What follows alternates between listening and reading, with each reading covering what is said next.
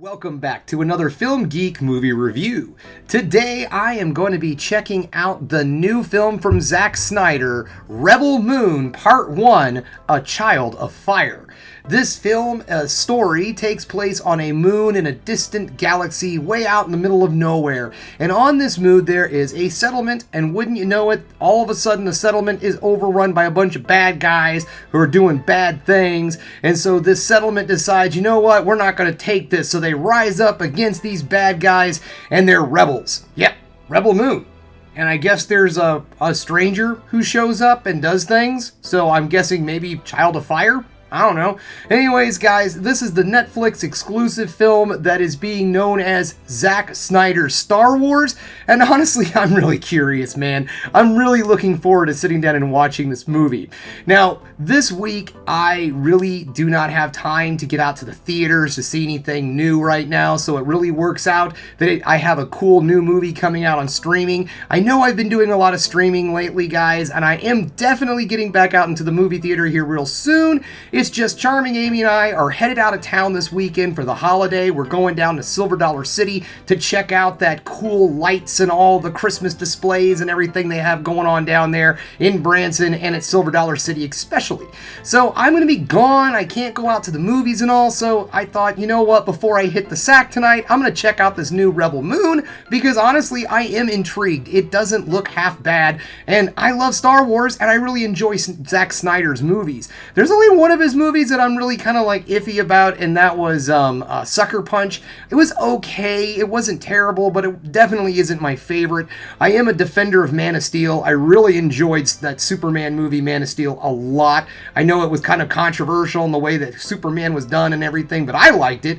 I enjoyed the Zack Snyder cut of the Justice League. Not so much the Justice League we got in theaters originally, but then for some odd reason making it super long and black and white just made it a lot better. No, there was a lot of better stuff in the Zack Snyder cut of Justice League.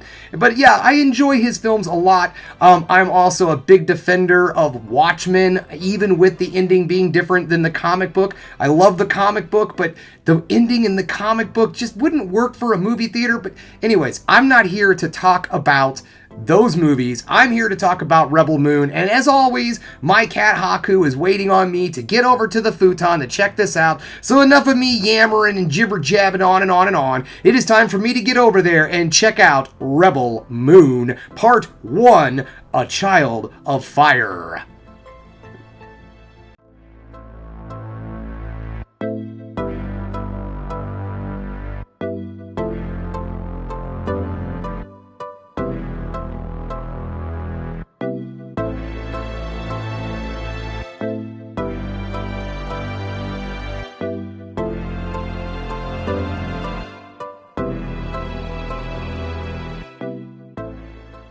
Just getting done watching Rebel Moon, and guys, that was like just plain okay. I mean, this was the most okay movie I think I've seen all year. Just right there, middle of the road, okay. Not great, not terrible, just plain old okay. So let's get this started, shall we? We're going to get things started with the negatives and then move into the positives to end the video on the ever so important high note. The first thing about this movie that really bothered me was the story. Everyone's calling it Zack Snyder's Star Wars, but to be perfectly honest, it should be called Zack Snyder's Seven Samurai, Zack Snyder's Bug's Life, Zack Snyder's Magnificent Seven. You see where I'm going with this? The story is very been there, done that, and unfortunately folks have done it much better before this. Also, the characters. The characters are actually a positive, and I will get into that, but the problem with the characters are they're very one note. There's nothing really that stands out about them whatsoever. I never develop any kind of connection with any of the characters, despite the fact that I do find them interesting and that the film is a part one. I'm really hoping that some actual character development happens further on down the road. The main character herself doesn't really even have a whole lot of character development either. She's just one of those, you know, chosen one types, you know, at the end of the movie where all of a sudden they're like, "You found who again?" and then, boom, boom, boom. It's kind of like that.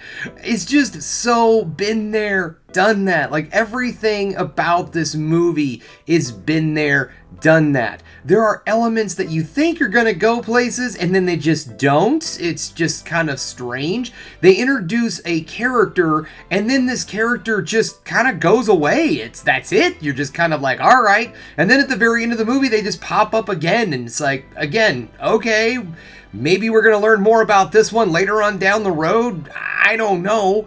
The film does this whole thing where you're supposed to like care about characters, but again, like I said, there's no real development or any connection whatsoever. So when something happens to somebody, you're just like, oh, that really sucks. The guy with the blue face paint was my favorite one. I mean, it's just very, very bland, very middle of the road. The special effects.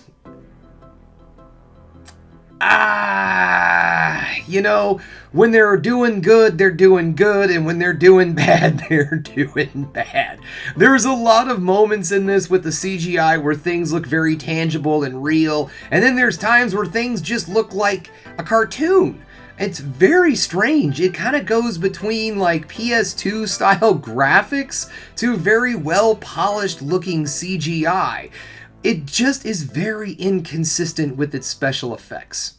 Alright, now, action. It's pretty good. There's some pretty decent action films, filmed sequences that really are pretty decent. It's fun. The movie itself, I want to be able to say that this is just a popcorn fun type movie, but because the story is just so middle of the road, I have a difficult time saying that. But it kind of is. Like, it's enough.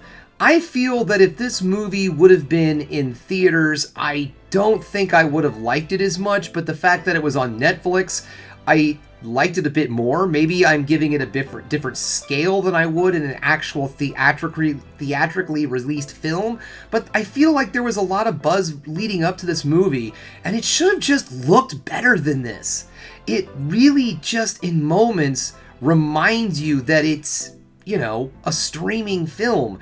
And I just don't think with a director like Zack Snyder behind the helm that the movie should have moments where I'm kind of questioning the look of things. So now let's move into the positives. Alright, now I was saying that the CGI does have its moments of greatness. The film is well shot. There are some really exciting and well done scenes. Of course, you have the signature Zack Snyder slow motion, and there are some moments in the movie where it just goes into slow motion for no good reason. Like, the main character is like a farmer at the beginning of the movie, and she's throwing down some seeds, and for no reason it goes into a complete slow motion sequence. Like, just, it's not long, but it just seems very wasteful in time-wise. And the movie's not terribly long, but it also doesn't have the world's best pacing. I thought I was in the positives. I swear to you guys, I did enjoy this movie a lot more than it's sounding. Okay, so the visuals, when they look good, they look stunning. They really do. There's some great moments in this movie that look absolutely phenomenal.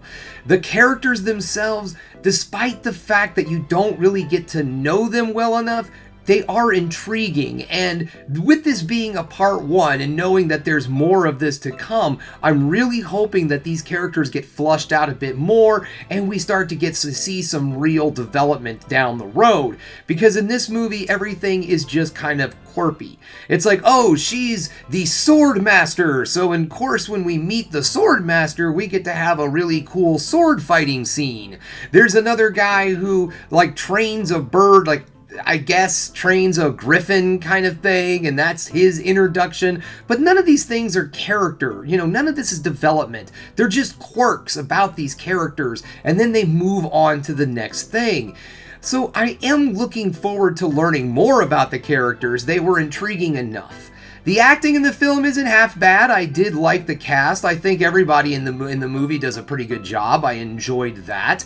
It just, like I said, it's just very been there, done that. And I am happy that it was on Netflix because it kind of softened the blow for me, and I enjoyed it a little bit more. So guys, really, I don't know what to say here, to be perfectly honest, when it comes to suggesting this film. I'm going to say that if you're a fan of Zack Snyder's work, you're probably going to like this movie. You're probably going to see a lot of things in this that you're going to enjoy. If you're someone that's really on the fence of Zack Snyder, you're probably not going to like this movie, because I'm sure the things about Zack Snyder you do not enjoy are really all over this movie, and that's just going to kill it for you. So this is, a solid watch if you're a fan of the genre, in my opinion. Otherwise, maybe just let this one go, guys. Well, that's all I have for you today. Thanks again for checking out the Film Geek. If you liked what you saw here today, go ahead and subscribe to the channel, ring that bell for notifications, and give me the old thumbs up so I know you like what you're seeing. And if there's one more thing you can do, folks, that is keep watching movies. You know I'm gonna.